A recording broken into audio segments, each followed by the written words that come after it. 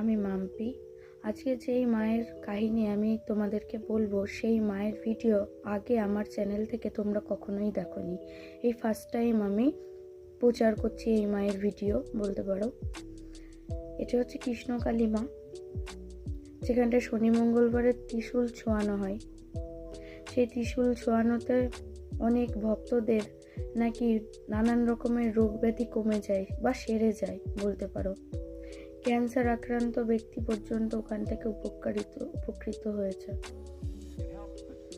এই মাকে দর্শন করতে গেলে তোমরা হয়তো জানো, আগে অনেকের কাছে অনেক ভিডিও দেখেছো, তোমরা হয়তো জানো যে মায়ের মন্দির বন্ধ হয়ে গিয়েছিল, কিন্তু মায়ের অপার কৃপা কিভাবে যাবে সবার ফার্স্টে বলি।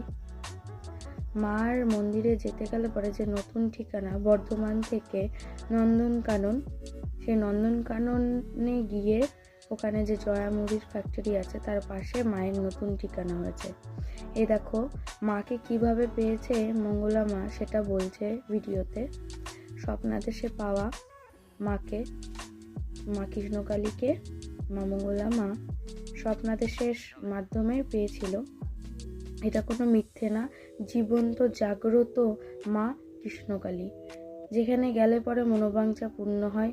মা আগে থেকে এই ভক্তদের মনোবাঞ্ছা জানেন, এমনও অনেক অলৌকিক কাহিনী আছে যেখানে নাকি শোনা যায় মায়ের পায়ের নুপুরের আওয়াজ। অনেক ভক্তরা মায়ের স্বপ্ন দেখে, যারা কোনোদিনই যায়নি তারা স্বপ্ন দেখে মায়ের কাছে ছুটে যায়।